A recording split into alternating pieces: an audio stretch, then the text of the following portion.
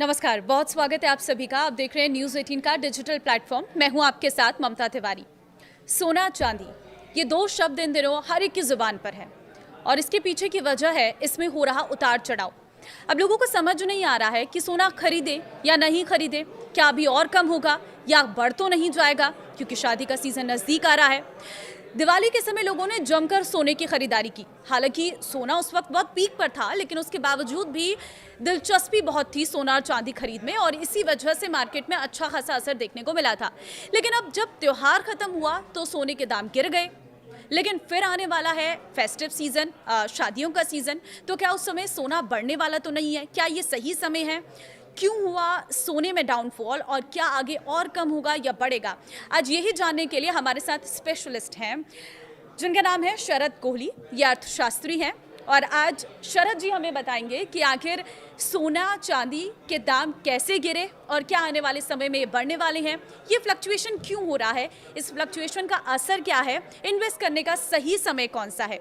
बहुत धन्यवाद शरद जी हमें समय देने के लिए। Thank you so much. News 18 के डिजिटल के सभी फॉलोअर्स, सब्सक्राइबर्स, व्यूअर्स को मेरा अभिनंदन। शरद जी, सबसे पहला सवाल जो हर एक दर्शक के आज के मन में है, ये सोने के दाम जो कम हुए हैं, इसका हम क्या मतलब समझे? देखिए, $4381 पीक तक गया था दिवाली के आसपास। आपने बिल्कुल ठीक कहा। मैं डॉलर इसलिए बता रहा हूँ क्योंकि ये भी जानना सबके लिए बहुत ज़रूरी है कि सोने के दाम कहाँ से खुलते हैं, कहाँ से चलते हैं, यानी कि कौन फैसला करता है। अमेरिका में कॉमेक्स नाम का एक एक्सचेंज है। कॉमेक्स का मतलब है कमोडिटी एक्सचेंज। न्यूयॉर्क में ये है। यहाँ पर सोना के दाम सबसे पहले खोले जाते हैं। पहले ये लंदन हुआ करता था, लंदन बुलियन मार्केट बोलते थे। अब ये न्यूयॉर्क में कॉमेक्स से खुलते। उसी के आधार पर भारत में अगले दिन, क्योंकि हमारे यहाँ और उनका दिन रात का फ़र्क है, अगले दिन सुबह उसी के आधार पर उसको वहाँ पर प्रति आउंस नापा जाता है। करीब 30-32 ग्राम का आउंस होता है। उसको 10 ग्राम में कन्वर्ट किया जाता है, डॉलर को रुपए में कन्वर्ट किया जाता है और यहाँ पर दाम खुलते हैं। तो मैंने आपको भूमिका इसलिए बताई कि आपको पता लगे कि मैं डॉलर में क्यों बोल रहा हूँ। $4381 पर थे, करेक्ट हुए, नीचे आए, लोग घबराए और नीचे गिरते गिरते करीब करीब $4000 तक ये चला गया। तो जब $4000 तक गया तो लोगों को लगा कि भाई ये तो अब तो ये नीचे नीचे जाना शुरू हो जाएगा। पर आज जब हम बात कर रहे हैं तो ये फिर $4100 और $4120 के बीच में आ गया है। हालांकि सैटरडे संडे को हमें ध्यान रखना चाहिए कि दुनिया भर के जो कमोडिटी एक्सचेंजेस हैं वो बंद रहते हैं, तो इसलिए आपको कोई नए दाम देखने को नहीं मिलते हैं। नहीं मिलेंगे। ज्वेलर्स और सराफा बाजार आपस में कुछ घटा बढ़ा ले अलग बात है, पर ऑफिशियल तौर पर दाम नहीं बढ़ते हैं। अब ज़रूरी बात यह है ममता, जो आपने बात पूछी है कि ये नीचे क्यों आए, क्योंकि लगातार पिछले कुछ हफ्तों से आप देख रहे थे कि नए नए रिकॉर्ड बना रहा था। हाँ। तो नीचे आने के कारण क्या है, ये बहुत सारे लोग इसको नहीं जानते हैं। तो मैं उन कारणों को खोल देता हूँ, मुझे लगता है उससे बिल्कुल स्पष्ट हो जाएगा। और इससे ये भी पता लग जाएगा कि आगे कैसा रहने वाला है। क्या होता है कि कमोडिटी एक्सचेंज में जब आप सोने की खरीद बेच करते हैं तो वो फिजिकल फॉर्म में नहीं होती है। हाँ। वो कॉन्ट्रैक्चुअल फॉर्म में होती है। तो भारत में भी एक कमोडिटी एक्सचेंज है जिसका नाम MCX है, मल्टी कमोडिटी एक्सचेंज। और शायद जो लोग नहीं जानते उनको ये भी मैं बताना चाहूँगा कि वहाँ पर सोना ऐसे नहीं खरीदा जाता कि मैंने आपको बेचा, आपने मुझे बेचा, कोई हमने एक ब्रिक बेच दी बार, बल्कि खाली कॉन्ट्रैक्ट्स बिकते और ख़रीदे जाते हैं। और इस कॉन्ट्रैक्ट की हर महीने की एक डेट पर एक्सपायरी होती है। हाँ। उस डेट तक आपको अपने कॉन्ट्रैक्ट स्क्वायर अप करने होते हैं। अब अमेरिका में कॉमेक्स में 29 अक्टूबर को ये जो मंथली कॉन्ट्रैक्ट होता है उसकी एक्सपायरी की डेट है। तो जिन लोगों ने पहले लिया था, अब देखिए आपने कोई चीज़ खरीदी और आपको लगा कि अब वो मुनाफे में आ गई है, तो आप चाहेंगे कि हम प्रॉफिट बुक कर लें और उसको बेच के अपना प्रॉफिट जेब में डाल लें। तो जिन लोगों ने पहले खरीदा था, इसको हम प्रॉफिट बुकिंग कहते हैं, यानी कि कम दाम पे आपने खरीदा और ज़्यादा दाम पर आपने उसको बेच दिया। तो जब बहुत सारे लोग बेचने आ जाते हैं तो उसको हम प्रॉफिट बुकिंग कहते हैं, जिसके कारण से कीमत नीचे आती है। पहला कारण। दूसरा और इससे भी बड़ा कारण ये है कि ये जो हाल में तेज़ी आई थी, ममता ध्यान दीजिएगा इस पर, ये तेज़ी आने का कारण था कि चाइना और अमेरिका, जो दुनिया की दो सबसे बड़ी अर्थव्यवस्था हैं, उन दोनों के बीच बहुत बड़ा ट्रेड वॉर छिड़ गया था। चाइना ने क्या किया था, उसके पास रेयर अर्थ मिनरल्स हैं, ऐसी चीज़ें हैं जो कि अमेरिका की इंडस्ट्री में इस्तेमाल होती हैं, मिसाइल बनाने में, इलेक्ट्रॉनिक सामान बनाने में, स्पेस का सामान बनाने में वो इस्तेमाल होती हैं। कुछ उसमें मैग्नेट्स भी हैं। उस पर चाइना ने कुछ शिकंजा कस दिया था, यानी कि उसको रोक लगा दी थी। तो अमेरिका इससे परेशान हो गया। अमेरिका परेशान हुआ तो अमेरिका ने क्या धमकी दे दी, ट्रंप साहब ने धमकी दी। धमकी देने के लिए तो अक्सर हम उनको सुनते ही हैं, मेरे मुंह से कभी कभी गलती से डोनाल्ड थ्रेट निकल जाता है डोनाल्ड ट्रंप की जगह। तो उन्होंने धमकी दे दी कि मैं 100% और टैरिफ लगा दूंगा चाइना के ऊपर। तो जैसे ही ये प्रेशस मेटल मार्केट ने, यानी कि गोल्ड और सिल्वर की मार्केट ने, ये एक दूसरे के तरफ से ये धमकियां और ये शिकंजा कसना जो मैंने कहा सुना, तो सोने और चांदी के दाम एकदम भागने लगे। और 30 अक्टूबर को, ध्यान दीजिएगा, 30 अक्टूबर को राष्ट्रपति ट्रंप राष्ट्रपति शी जिनपिंग से मिलने जा रहे हैं। और इस मीटिंग पर ये फैसला होगा कि क्या ये ट्रेड वॉर इससे आगे चलेगा, हाँ। या दोनों के बीच में कोई समझौता हो जाएगा, गलबलैयाँ जिसको कहते हैं वो हो जाएंगी और दोनों मिल जाएंगे और कहेंगे चलिए छोड़िए। तो मुझे लगता है कि 30 अक्टूबर तक सोने के दाम में आपको दबाव महसूस होगा, उतार चढ़ाव ज़्यादा दिखाई देगा। और उसके बाद ये फैसला, अगर वहाँ पर समझौता नहीं होता तो आपको ये दाम फिर से एक बार बढ़ते हुए दिख सकते हैं। पहली बात ये हो गई। पहला मैंने आपको बताया 29 अक्टूबर का, जहाँ कॉन्ट्रैक्ट एक्सपायरी है कॉमेक्स पे। दूसरा मैंने आपको बताया कि 30 अक्टूबर को ट्रंप साहब और शी जिनपिंग की साहब की मीटिंग है। और तीसरी ममता, एक और बहुत ज़रूरी बात जो कि बहुत सारे लोग नहीं जानते हैं, कि इतना ज़्यादा सोने का बढ़ना इस बात का सूचक था कि डॉलर की जो दादागिरी है दुनिया भर में, उसकी दादागिरी को खतरा हो गया था, क्योंकि सोने को वैल्यू देखा जाता था। और दुनिया भर के देश जिन्होंने अमेरिका की ट्रेजरी में इन्वेस्ट किया हुआ था, उस पैसे को निकाल कर वो सोने में लगाए जा रहे थे। तो डॉलर की दादागिरी कमज़ोर पड़ती जा रही थी, और अमेरिका कभी नहीं चाहेगा कि डॉलर की दादागिरी कम हो। ये तो बड़ी ऑब्वियस बात है, आपकी कहीं चलती हो, आप नहीं चाहेंगे कोई दूसरा आके खड़ा हो जाए। तो ऐसा माना जा रहा है कि अमेरिका, हालांकि ये कंफर्म न्यूज़ नहीं है, परंतु जो ट्रेंड है उससे नज़र आ रहा है कि एक लॉबी है अमेरिका में ममता, जो कि सोने को लगातार बेचकर उसके दाम को नीचे ला रही है। और जापान और यूरोप भी उसी लॉबी का हिस्सा है। चाइना जो है इसका उल्टा कर रहा है। चाइना सिल्वर और गोल्ड को लगातार खरीदे जा रहा है, क्योंकि वो चाहता है कि डॉलर का वर्चस्व कम हो और सोने और चांदी के दाम बढ़ें। तो ये दो ताकतें एक तरह से अंतर्राष्ट्रीय स्तर पर काम कर रही हैं, जिसकी वजह से आपको हाल में सोने में दबाव महसूस होता दिखा है। तो अब ज़्यादा ज़रूरी, आप सवाल मेरे से ये पूछेंगी कि भाई लोग क्या करें इस सारे के बीच। अब ये है ना कि इन्वेस्ट कैसे करें, और दुनिया भर में अगर ये बड़ी बड़ी ताकतें आपस में लड़ रही हैं और आपस में प्रेशर बन रहा है, तो भाई ऐसा तो नहीं हम उसके बीच में पिस जाएंगे। हमने लिया है। अब देखिए बहुत सारे लोगों ने, क्या हुआ ममता, मुझे ऐसे दर्जनों लोग मिले जिन्होंने पिछले 2 महीने में सोना बेतहाशा खरीदा है। बल्कि उन्होंने अपने शेयर्स में से पैसा निकाल कर, कुछ लोगों ने एफडीज तोड़वा कर, मुझे तो एक दो शख्स ऐसे भी मिले जिन्होंने 1-2 छोटी मोटी प्रॉपर्टी बेचकर और सोने में पैसा लगा दिया। और तो छोड़िए, सेविंग्स अकाउंट में जो पैसा पड़ा था वो भी उठा के सोने में लगा दिया।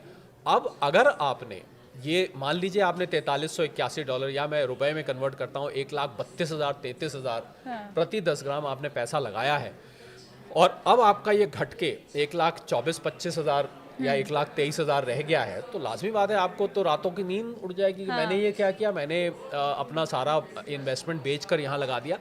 देखिए अगर आपने ऐसा किया है तो पहली बात तो मैं आपको ये बताना चाहूँगा कि आपको सोने में जब भी पैसा लगाएं, आप लंबे वक्त के लिए लगाएं। ममता, लोगों से गलती क्या हुई, कुछ लोगों से, सबसे तो नहीं हुई, वो इन्वेस्टर बन के आए थे। यानी कि हम इन्वेस्ट करेंगे, 2-3 साल के लिए लेंगे, 5 साल के लिए लेंगे, और ट्रेडर बन गए।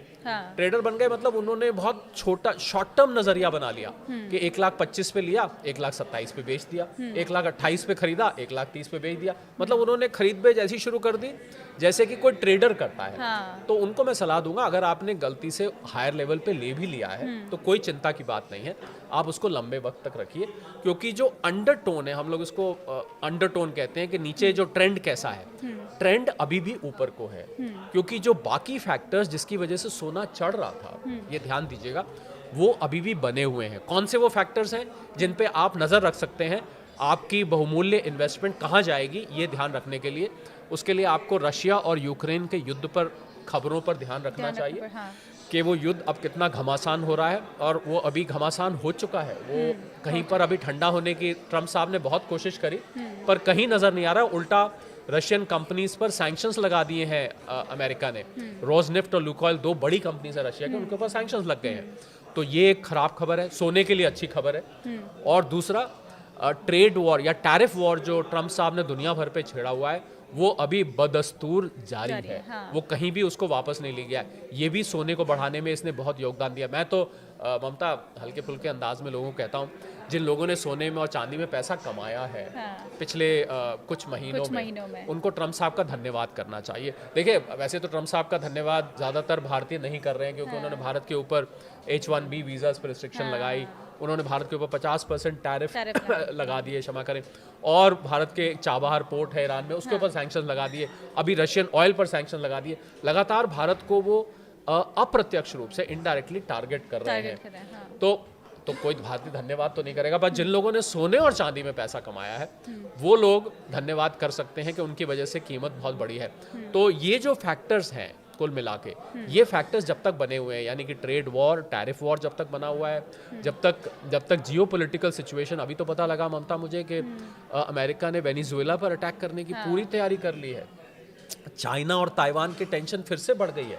तो जब तक ये फैक्टर्स बने हुए हैं, सोना बीच में देखिए उतार चढ़ाव आपको दिखेंगे। मैं ये पहले सतर्क करना चाहता हूँ, और मैं लगातार बहुत सारे प्लेटफॉर्म से, बल्कि न्यूज़ 18 पर भी, आपके चैनल पर भी मैंने पहले ये बोला आके कि जब भी आप सोना लगाएं तो बीच बीच में करेक्शंस आएंगे। और सबसे बड़ी बात ममता मुझे बताइए कि कोई भी चीज़ अगर लगातार सिर्फ ऊपर ही ऊपर जाती जाएगी तो फिर तो लोग क्या करेंगे, अपना सब कामकाज छोड़कर उसी में अपने सारे पैसे सब जगह से निकाल के उसी में लगाने लग जाएंगे। फिर तो आप रातों रात जहां हाथ डालें, आज 10 में बेचें, कल 15 में 10 में खरीदे, 15 में बेच दिया, 15 में बेचा, 20 में 15 में खरीदा, फिर 20 में बेच दिया। तो ऐसे तो आप लगातार ऊपर जाते जाएंगे। तो कोई भी एसेट क्लास, शेयर्स के लिए भी यही कहा जाता है कि शेयर्स भी तो उसकी जो चाल होती है, अगर मैं उसको हाथ से बना के, क्योंकि हमारे पास यहाँ कोई बोर्ड तो नहीं है, तो ऐसे चढ़ता है, फिर ऐसे करेक्ट करता है, फिर ऐसे चढ़ता है, फिर ऐसे, तो ये हमेशा इस तरीके से चढ़ता है।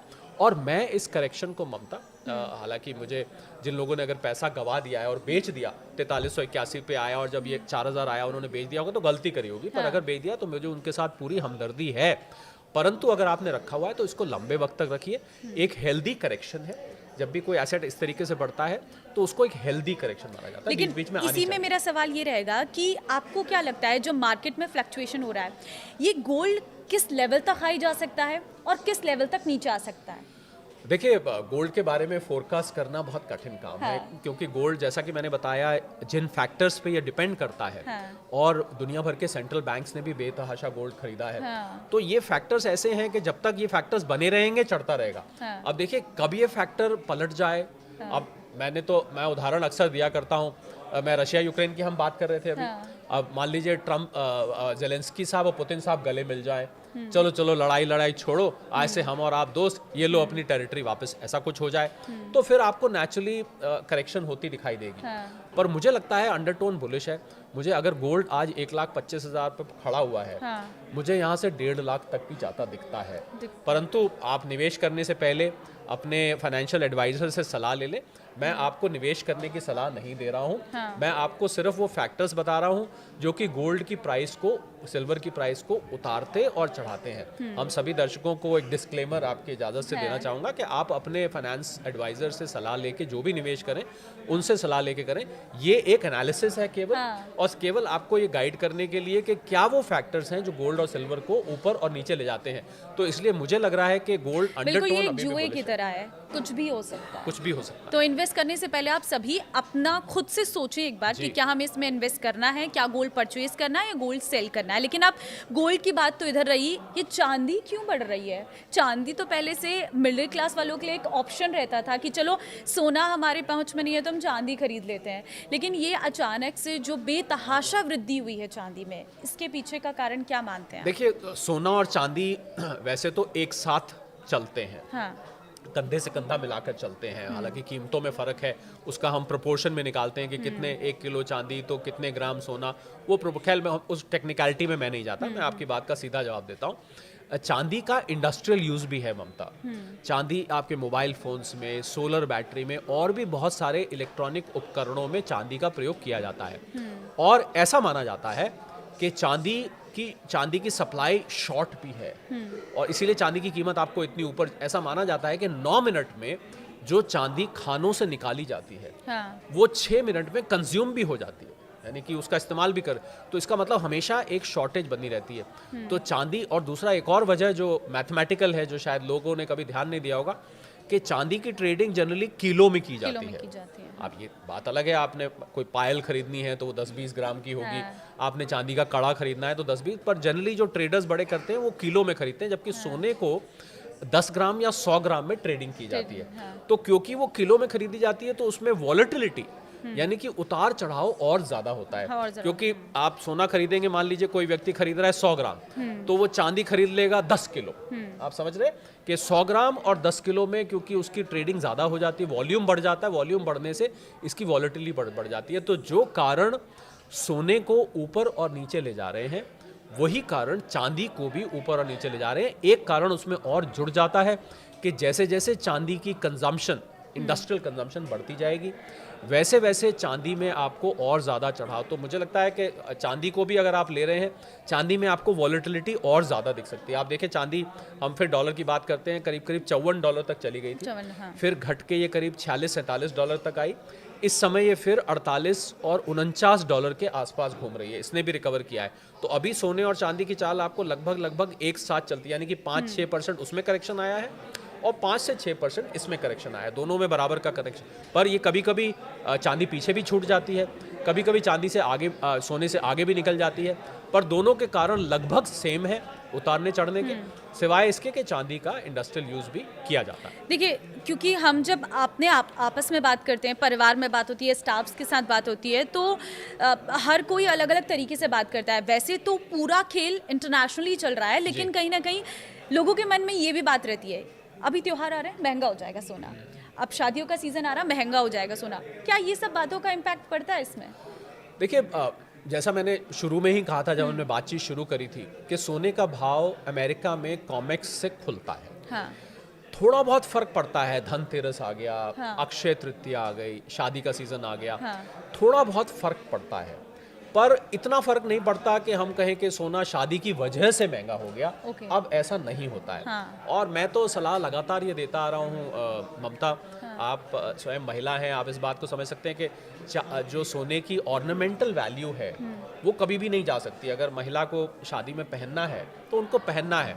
अब सवाल ये उठता है कि आप, अगर आप 22 कैरेट का नॉर्मली सोना होता है, पहना जाता है, 24 में तो ज्वेलरी बनती नहीं है, मुड़ जाती है। हाँ, मुड़ जाती है। तो वो लोगों ने, मैंने कुछ बड़े ज्वेलर से बात हुई, उन्होंने मुझे बताया कि इस बार जो उनकी सेल हुई है धनतेरस के आसपास और दिवाली के आसपास, वहाँ पर 18 कैरेट, 14 कैरेट और 9 कैरेट का भी सोना बिका है। 9 कैरेट, हाँ। क्योंकि आपको जो अपनी डेकोरेटिव वैल्यू, तो इसीलिए मैं ये भी बोलता हूँ ममता कि अगर आपने निवेश करना है तो आप ज्वेलरी में निवेश मत करिए, आप बार्स लीजिए, कॉइन्स लीजिए, ETFs में करिए।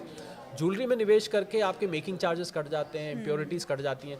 अब जिन लोगों ने निवेश किया हुआ है, ऐसा माना जाता है ममता कि भारतीय घरों में 25,000 टन सोना रखा हुआ है, संदूक में, मंदिर में, मूर्ति के पीछे, अनाज के ड्रम में, अलग अलग जगह है जहां लोग संभाल के रखते हैं। और जो लोग लॉकर्स में, बैंक के लॉकर्स में सोना रखते हैं, उनको मैं यहाँ पर आपके कार्यक्रम के माध्यम से सावधान करना चाहता हूँ। आप रखें, मैं ये नहीं कह रहा कि बैंक के लॉकर में ना रखें, परंतु जो भी आपके बैंक का लॉकर का रेंट होता है, जो इंश्योरेंस होता है उसमें रखे सामान का, वो मात्र उसका 100 गुना होता है। यानी कि अगर आपने 2,000 रुपए का आपका रेंट है तो 2 लाख रुपए तक का आपका उसमें इंश्योर्ड है, उसके अलावा आपका वो लॉस हो गया तो वो लॉस की भरपाई नहीं हो पाएगी। तो वो सोना जो आपने रखा हुआ है उसकी वैल्यू आप निकालें, उसकी वैल्यू करें। और जो नया सोना आप लेना जाना चाहते हैं, मैं तानिश के CEO हैं, उनका इंटरव्यू सुन रहा था।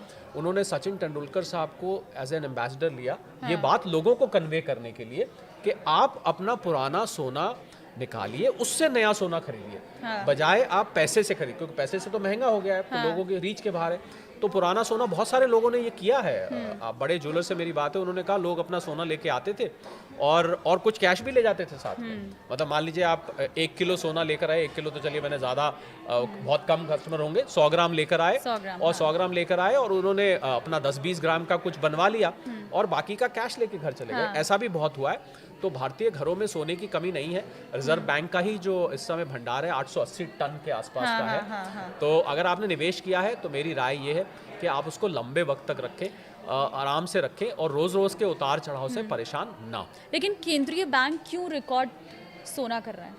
बहुत अच्छा सवाल है ये, बहुत टेक्निकल सवाल है ममता। ये क्या 1971 में रिचर्ड निक्सन साहब अमेरिका के प्रेसिडेंट होते थे। उससे पहले एक गोल्ड स्टैंडर्ड हुआ करता था दुनिया भर में। उसका मतलब होता था कि आपकी करेंसी की वैल्यू आपके पास जितना गोल्ड है उससे डिटरमिन की जाएगी। जितना मतलब जिसके बाद भंडार है, उस देश को आर्थिक रूप से उतना शक्तिशाली माना जाएगा। वो निक्सन साहब ने वो हटा दिया, उसको हम गोल्ड स्टैंडर्ड कहते थे, उसको हटा दिया गया। हटा के डॉलर की दादागिरी, डॉलर का वर्चस्व वहीं से शुरू हुआ और आज तक चलता है। ऐसा माना जा रहा है क्योंकि ट्रम्प साहब की नीतियां इतनी अनिश्चितता से भरी हुई हैं कि शायद डॉलर यहाँ से फेल हो आगे जाके या कमज़ोर हो जाए और गोल्ड स्टैंडर्ड वापस आ जाए जो 1971 से पहले होता था। तो दुनिया भर के सेंट्रल बैंक्स जो कि खूब इकोनॉमिक्स को जानते हैं, दुनिया भर की अर्थव्यवस्था को जानते हैं, वो धीरे धीरे सोने का भंडार इकट्ठा करे जा रहे हैं। उनको ऐसा लग रहा है कि शायद डॉलर फेल हो जाए। तो मैं ये आपकी बात, इसी बात से जुड़ी हुई बात बोलने जा रहा हूँ कि सोने का लगातार बढ़ना इस बात का सूचक है कि दुनिया की अर्थव्यवस्था में कहीं कोई ऐसी छुपी समस्या है जो हमें और आपको नहीं दिखाई दे रही है। तो ये एक मतलब सोने का बढ़ना जहाँ एक तरफ सोने के निवेशकों के लिए अच्छा है, परंतु वैश्विक अर्थव्यवस्था के लिए ये बहुत अच्छा नहीं माना जाता। ये खतरे की घंटी माना जाता है कि कहीं ऐसा तो नहीं आर्थिक मंदी बड़ी आने वाली है या कोई ऐसा बड़ा आर्थिक संकट आने वाला है जो कि हमें अभी नहीं दिखाई दे रहा है। तो क्या ये डॉलर की बादशाहत पर भी खतरा है? बिल्कुल खतरा है। मैंने आपको बताया कि डॉलर की बादशाहत को खतरा को लेकर तो अमेरिका में कुछ लॉबी इसको बेचने, सोने को नीचे करने की कोशिश कर रहे हैं और चाइना इसको ऊंचा। बिल्कुल डॉलर की बादशाहत को खतरा तो अमेरिका जिस तरीके से अपने आप को ममता आइसोलेट कर रहा है, इसको हम प्रोटेक्शनिज्म कहते हैं कि यहाँ के लोग यहाँ पर आके काम ना करें, H1B पर रिस्ट्रिक्शन लगाई, यहाँ का सामान टैरिफ फ्री ना आए, उस पर टैरिफ बढ़ा दीजिए, कभी इमिग्रेशन को लेके क्रैकडाउन। अमेरिका अपने आप को अलग थलग कर रहा है। तो अमेरिका का अलग थलग करने का मतलब है कि दुनिया भर की अर्थव्यवस्था एकदम हिल जाएगी। ऐसा कहा जाता है ममता कि अमेरिका छींक मारता है और जुकाम दुनिया को लग जाता है।